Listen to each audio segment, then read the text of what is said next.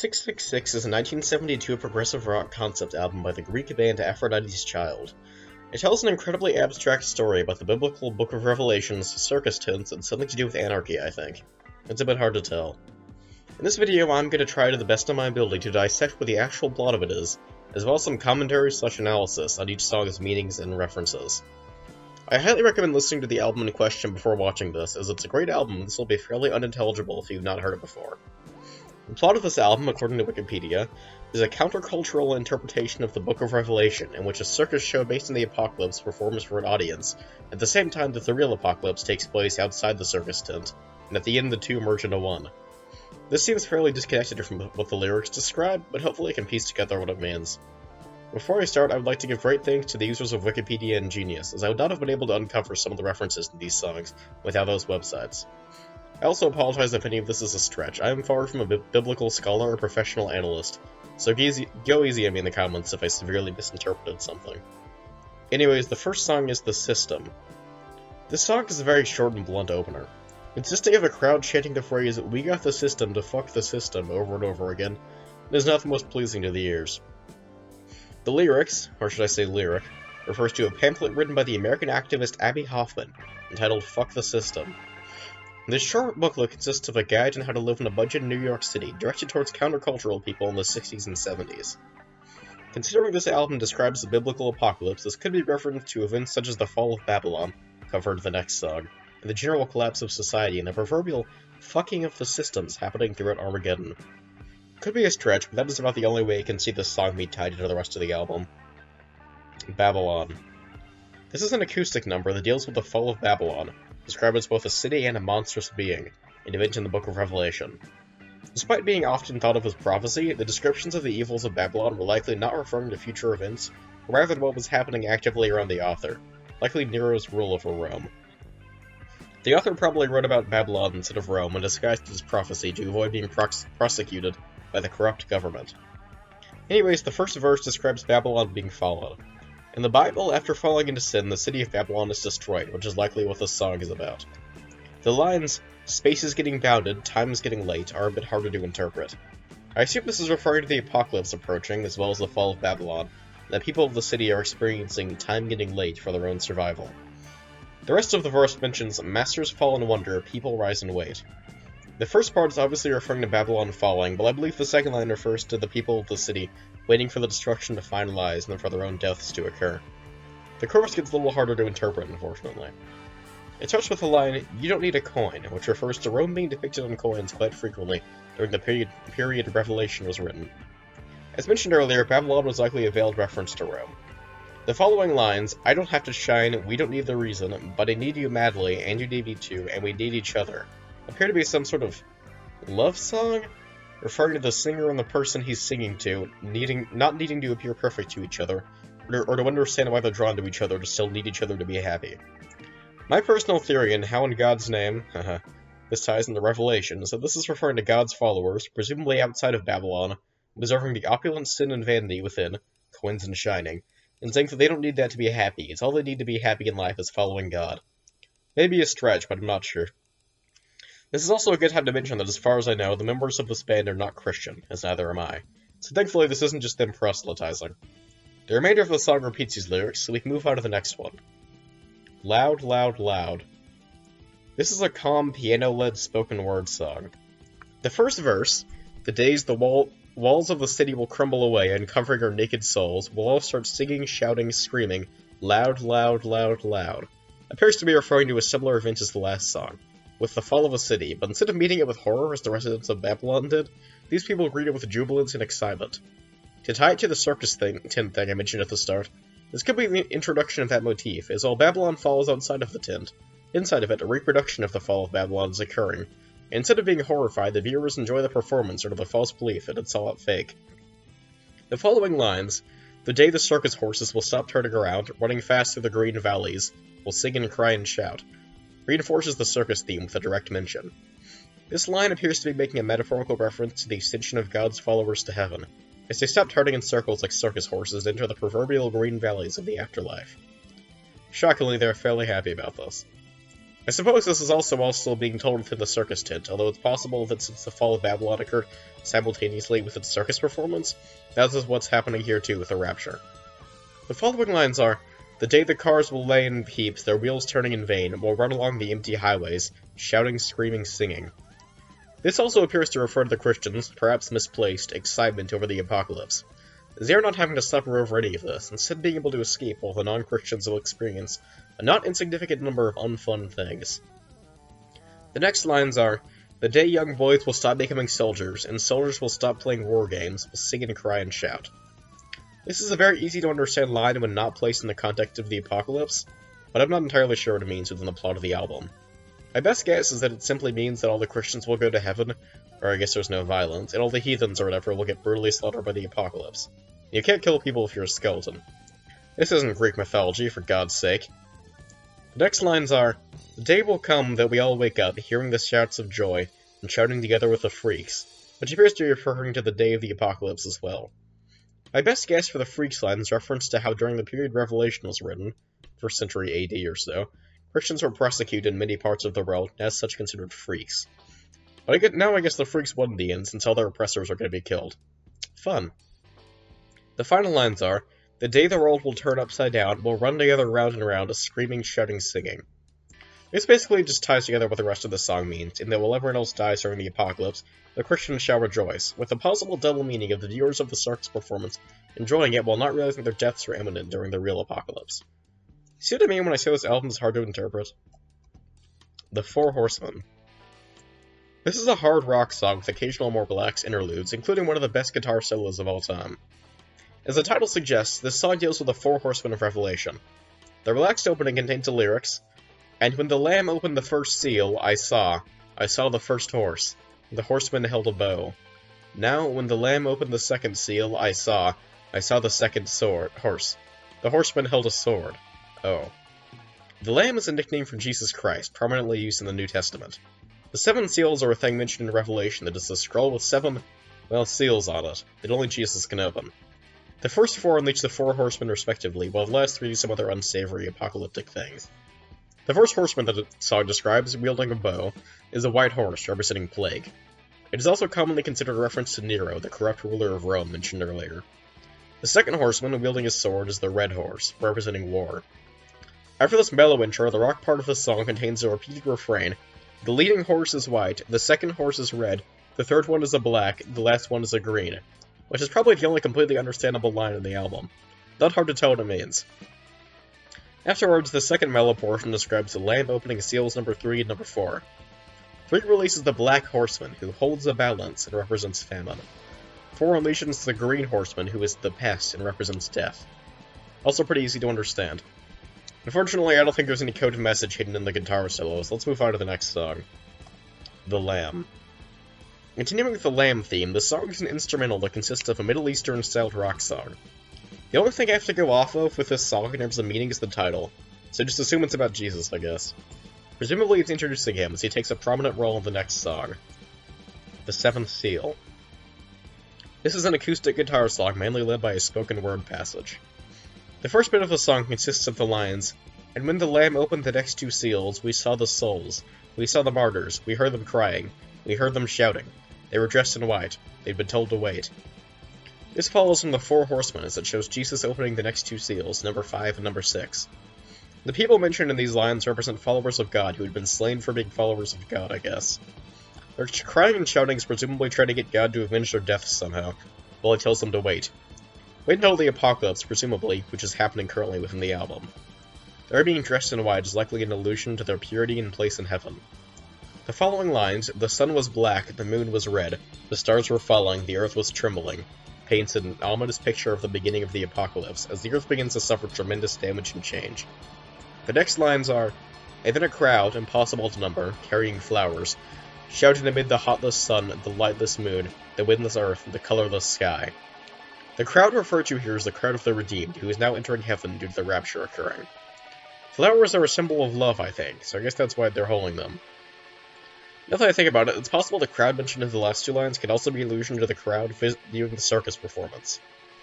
The mentions of hotless suns and the like are probably reference to the doomed Earth undergoing removal of most of its natural elements. However, you can also potentially interpret it as a reference to heaven, where there's no such forces as heat, light, wind, or color, and all is uniform. Doesn't sound like a very nice place if that's accurate.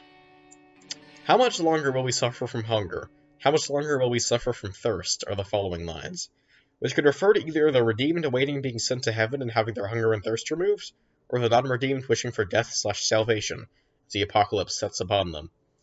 The final lines of the song are, "And when the Lamb opened the seventh seal, silence covered the sky." Appropriately, all of the instrumentation cuts out before this line. This refers to an event in the Bible pretty much identical to what's described here, where silence engulfs heaven for about 30 minutes before the apocalypse begins in full. Aegean Sea. This is a rock song that swaps rapidly between being intense and upbeat and mellow and downbeat. This song's lyrics are very similar to the previous ones, with some slight but important differences. It begins with a bit about seeing the souls shouting, but instead of it being "we saw the souls," it's "I saw the souls." What this means I do not know, but this could be from a circus viewer's perspective, and the previous one's from a person in heaven's perspective. Or it could be the other way around, I'm not sure. The second change is that instead of carrying flowers, the vast crowd is now carrying palms. Palms are apparently a symbol of victory, so this appears to indicate that in the last song, the people in heaven were mourning the loss of the world, but in this one, they're celebrating the victory of God, their new eternal life in heaven. This is solidified in the next lines, which change the questioning of how much longer will we suffer from hunger and thirst to you'll no more suffer for hunger and thirst. This seems to indicate the redeemed ascending to heaven for the last time and no more having to experience human issues such as hunger and thirst. Up until now, the titles of the album have been easily understandable, but this one requires a bit more explanation. The Aegean Sea is a body of water bordering Greece and many islands and countries surrounding it. The New Testament was written in Greek, and the band behind this album is also Greek. This particular sea is a setting of many myths from Greek mythology, such as being where Odysseus sailed during the events of the Odyssey. In Revelation, there are mentions of the seas becoming filled with blood and other general unpleasant things like that, which can be why this track is called this. Another possible interpretation is that it is a very esoteric reference to the transition between Earth and Heaven, as the sea bordered many different cultures and was often used to travel between places. Maybe a stretch, though. I apologize, but I'm not entirely sure why it's called this. If you in the comments know, feel free to help me out with this. Seven Bulls. This is a fairly unsettling spoken word passage with some ominous chimes in the background. The song's lyrics begin with describing the seven bulls. The first bull in the earth, the second bull in the sea, the third bull in the rivers, the fourth bull in the sun, the fifth bull in the beast, the sixth bull in the stars, the seventh bull in the air. These bulls, in Revelation, each contain devastating catastrophes God unleashes in the world during the apocalypse. What a jerk. The lyrics here describe what each bull destroys.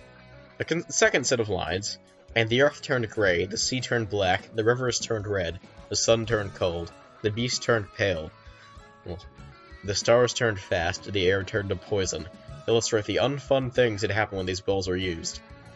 I think most of the things described here are easily understandable, but the one that may not be is the beast. This character is mentioned several more times throughout the album, so I may as well go ahead and explain it. The Book of Revelation mentions three beasts, usually interpreted to be referring to the Antichrist, false prophets in general, and Satan. It's not entirely clear, but I believe this album is referring primarily to Satan when it mentions the beast, as he is the one most prominently featured in Revelation. The Awakening Beast. Speaking of the beast, this next track opens with more ominous clattering, with what sounds like a heavily distorted roar or dialogue eventually introduced. That's basically the entire song, there are no lyrics.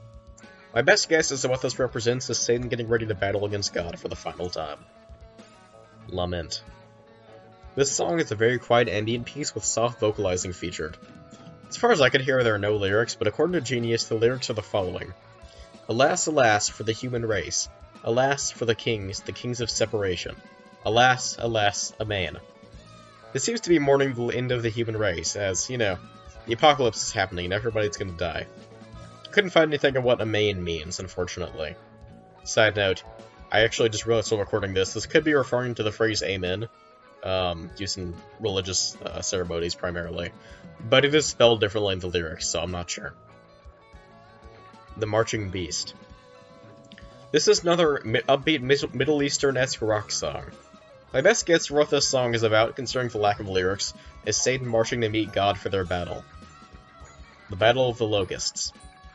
This song opens with a blunt recitation of its title, afterwards descending into an intense, and really good minute-long hard rock instrumental. The song is instrumental apart from the opening, but the title refers to beings mentioned in Revelation who were released onto Earth to torment those left behind after the apocalypse. They're described as a grotesque fusion of humans, locusts, horses, lions, and scorpions. Pretty messed up. Do it.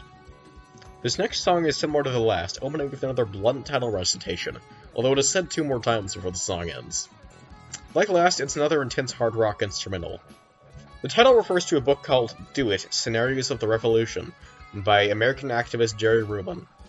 The book mainly goes over, similarly to Fuck the System from earlier, various topics related to American counterculturalism in the 1960s. My best guess on what this has to do with the album is that the revolution described there was similar to the revolution against sin happening in Revelation. Maybe? Or maybe I'm missing something, I'm not entirely sure. Tribulation. This is a very short song that is basically just a 30-second horn solo.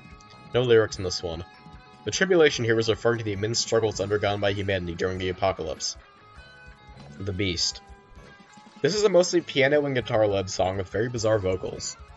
As for the lyrics, they also deal with the Beast, shocking based on the title. The main refrain is, "Who can find the Beast?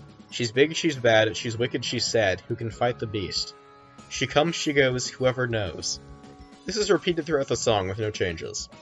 The meaning of it, as far as I can tell, is emphasizing the Beast's great strength, imposingness, and elusiveness. The repeated question of who can fight the Beast seems to be questioning if there is any way to defeat it, as it appears very powerful. 2 things stick out in the song, however. Firstly, the line, "She's sad." The personal interpretation of this line is that, despite possessing immense power, the Beast is ultimately unfulfilled, as its sole purpose is evil and causing misery. This is not conducive to a happy life, generally. The other thing that is a bit odd in this song is the gendering of the Beast as female. Satan is generally referred to as male, so this is a bit odd. This makes me wonder if the Beast in the album may be referring to another creature entirely apart from Satan. The Antichrist, another beast in Revelation, is usually considered male as well, so I doubt that's what it's referring to. Babylon, as mentioned earlier, is a female beast in Revelation, but she is killed, presumably, in the second song, so it does not make much sense for her to continue appearing. This may be an intentional artistic choice to screw with the listener, as a lot of the album is intentionally meant to disorient you. To conclude, I have no idea why the beast is referred to as female. Ophis. This is a very short 14-second song consisting of several Greek lines being recited, with a few goofy noises thrown at the end. There is no instrumental accompaniment. The lines translate to, "Get out, damned snake, for if you don't get out, I'll get you out." This line is taken from a short comedic play entitled Alexander the Great and the Accursed Serpent, in which Alexander the Great and a man named Karagiozes attempt to kill a large serpent. It is legitimately really funny if you have time to read it. It's like 3 pages long. Anyways, in the context of the album, I think this is a reference to Satan appearing to Eve as a snake. The line is being spoken by God to lure out Satan so he may be killed. The title, Ophis, is the Greek word for serpent. Cool. 7 Trumpets. This song consists of a quite loud and impassioned speech with no instrumental backing. The lyrics are, "Ladies and gentlemen, 7 trumpets, the sound of thunder. 7 trumpets, the threatening anger. 7 trumpets, the trembling voice. 2nd trumpets, you got no choice. 2nd trumpets, 7 trumpets, the 7 angels. 7 trumpets, the music changes." This appears to be an announcer, likely part of a circus performance. In Revelation, 7 trumpets apparently were meant to herald the coming of Jesus for the 2nd time. I suppose that's what this is referring to, was likely the circus performance is enacting that, as it happens in reality outside. Altamont. This is an upbeat rock song consisting of a repeated non-lyrical vocal part, alongside some great instrumentals. Eventually lyrics come in, but like many songs in this album, they are spoken word. The song is really good, by the way. The first lyrics are, "This is the sight we had one day in the high mountain. We saw a lamb with 7 eyes, we saw a beast with 7 horns, and a beast sealed with 7 seals. 7 angel... Wait, book, sorry, not beast. 7 angels with 7 trumpets, and 7 bowls filled with anger." Christians really like the number 7, huh? Anyways, the high mountain is referring to the repeated biblical motif of mountains representing wisdom. This likely pertains to the visions the singer is witnessing atop this mountain. The lamb and the beast are Jesus and Satan, as mentioned earlier. The book, trumpets, and bowls have also been covered earlier. The next lines are, "Those are the pictures of what was, of what is, and of what has to come." This seems to be referring to the fact that Revelation, and by extension this album, covers things that happened in the past, currently, and what will happen in the future. The following lines are, We are the people, the rolling people, the why people, the waiting people, the wanting people, the tambourine people, the alternative people, the angel people. These lines are repeated another time after this as well. As to their meaning, I'm not going to explain what all of these individually mean, as I'm sure it can be gleaned, but I will try to decipher who they're referring to. My best guess is that all of these descriptors apply to either God's chosen people, the Israelites, or to the redeemed general who were sent to heaven during the apocalypse. I'm leaning towards the former, as some of the lines such as waiting and wanting wouldn't make sense being applied to people already in heaven. As for the title, it likely refers to the Altamont Free Concert, a countercultural rock festival performed in America in 1969 as an alternative to Woodstock. It ended up in a chaos of violence and left 4 people dead. Considering the references to 60s counterculture before in the album, this would make sense. As to how this ties into the religious themes, I'm not sure. It's possible that along with the other references, it is tying the 60s hippie movement to the early Christian movement, which could potentially make sense considering both were countercultural and often opposed by those in power. I'm not going to speculate too much on this title's significance, as I feel a bit uncomfortable theorizing about an event that left several people dead, but if anyone knows what this song is called for those, let me know in the comments. The Wedding of the Lamb. This is another upbeat Middle Eastern type rock song. The only vocals come in at the end, simply saying, "That was the wedding of the Lamb." Accurate. The Wedding of the Lamb in Revelation is an event referring to the ultimate union, or marriage, of Jesus and his followers as the world ends and they all ascend to heaven. The Capture of the Beast. This is a fairly unsettling, drum-heavy rock, song. Once again, the only vocals are at the start, saying, "Now comes the capture of the beast." This song refers to the final battle between the forces of good and evil, where Satan is quickly defeated and killed, or captured. Sucks for him. Infinity. Oh god, the dreaded Infinity track. This one consists entirely of intense drum playing as a woman recites the phrase, "I was, I am to come," for about 5 minutes, while slowly getting more frenzied while doing so, and eventually basically screaming the lines. It is not a fun listen. In terms of the meaning, the line is a paraphrase of a quote from God in Revelation, which is, "Who is and who was and who is to come," referring to himself. I guess this song is God talking to himself. I'm assuming the title of Infinity refers to the infiniteness of God's being. Hic et Nunc. This is another short, upbeat rock song. The title is Latin for here and now. I assume the title refers to the fact that the apocalypse is in fact happening, here and now, and this is the first time the people within the circus tent are noticing. The first line that isn't that is, "Fixing the ceiling, I got a feeling, sing it again." This is basically unfounded, but an idea I had is that this could be referring to someone from the circus tent, repairing some of the damage that occurs as a result of the apocalypse outside, and having a feeling that more than normal weather is happening outside the tent. The following lines are, "Show me the season, give me the reason, sing it again." These are again quite cryptic. This may be a plea to God to explain why the apocalypse is happening from the perspective of the people inside the tent, but that is likely a stretch. After these lines, the "We got the system to fuck the system" refrain from the first song is repeated 4 more times. The last few lines are, "Whisper a meaning, nobody's leading, I got a feeling, somebody's missing." I think these lines are referring to the people within the tent realizing a large portion of the population has vanished. As in, nobody's leading and somebody's missing. Now on to the second to last track. All the Seats Were Occupied. This is an epic 19-minute rock song that gradually builds in intensity until it culminates in a near montage of moments from several songs before, primarily the Four Horsemen. The only lyrics present are sampled from earlier tracks, apart from the climax of the song, which results in a voice saying, "All the seats were occupied." As to what this phrase means, the most likely explanation I can think of is that it refers to all of the seats inside the circus tent being sat in, as it becomes consumed by the apocalypse and they all presumably perish. Now on to the final song. Break. The final song in the album is a slow-paced ballad featuring some bizarre scatting behind quite nice vocals. The first lines of the song are, "Bye bye, my friend, goodbye, with a lie, you forget and break it, you make it." These lines could be God saying goodbye to humanity, expressing sadness that he must abandon it, while also describing the flaws humanity has. The last lines of the album are, "Cry in my empty room, and we try to forget and break it, fly high, and then you make it. Bye bye, my friend, goodbye, with a lie, you forget and break it." I think these may be the same general concept as the last few. This may be completely off the mark, but much like Hic et Nunc, this song is quite cryptic. Anyways, the album appears to end with the song saying goodbye to humanity from some unknown perspective, potentially God's. After the song ends in 6 seconds of silence, A final proclamation of "Do It" is said. The album ends immediately after. In conclusion, 666 is a quite cryptic album, but with some background research and sometimes a bit of a tinfoil hat, you can kinda tell what it's going for.